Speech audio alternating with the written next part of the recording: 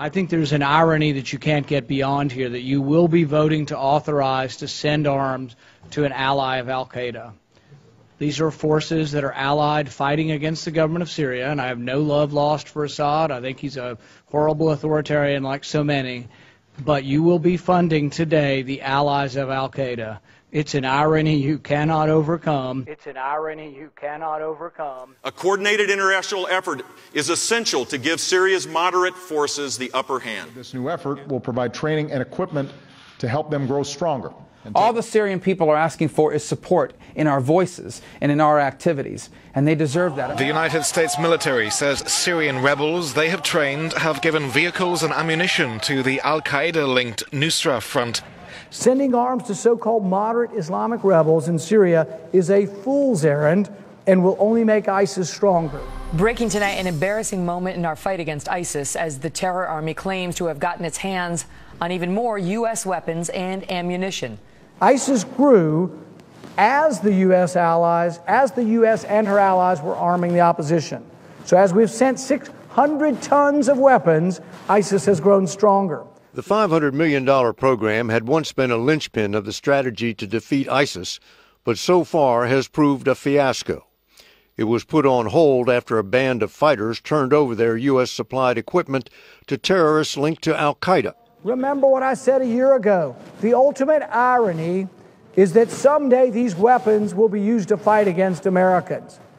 If we are forced onto the ground, we will be fighting against those same weapons that I voted not to send a year ago. And this idea we'll never have any boots on the ground to defeat them in Syria is fantasy. The interventionist clamor for boots on the ground. We should remember they were wrong about Iraq. They were wrong about Libya. They were wrong about Syria. I suspect that Rand Paul doesn't know jack about the Syrian rebels.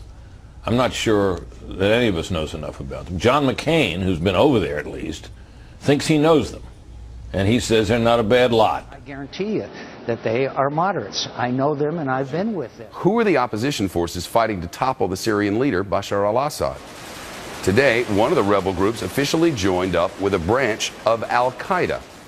Intervention when both choices are bad is a mistake. I don't think any member of this committee that I know would vote for anything that we thought was going to arm al-Qaeda on the But I don't buy the narrative that the Syrian people are risking their lives to become a branch of al-Qaeda. Intervention when both sides are evil is a mistake. On one side, in Syria, there's a dictator slaughtering his own people. On the other side, a group that just swore loyalty to al-Qaeda. So the civil war is a murderer versus a bunch of murderers. So the winner will be a murderer. If there is a theme that connects the dots in the Middle East, it is that chaos breeds terrorism. What much of the foreign policy elite fail to grasp, though, is that intervention to topple secular dictators has been the prime source of the chaos. Saddam Hussein and his sons must leave Iraq within 48 hours. It says clearly to Saddam Hussein, this is your last chance. Disarm or be disarmed. The barnacled purveyors of war should admit their mistakes and not compound them. Was it a mistake to go to war in Iraq? No, I don't believe it was. The world is a better place because Saddam Hussein doesn't run Iraq. Today, I authorize the armed forces of the United States to begin a limited military action in Libya. Senator McCain called these Libyan fighters his heroes. The problem with sending U.S. military to help rebels in Libya or anywhere else is that we are taking sides in a conflict and on behalf of a people whom we know nothing about. And for the United States, there's only one acceptable outcome: the removal of the Gaddafi regime.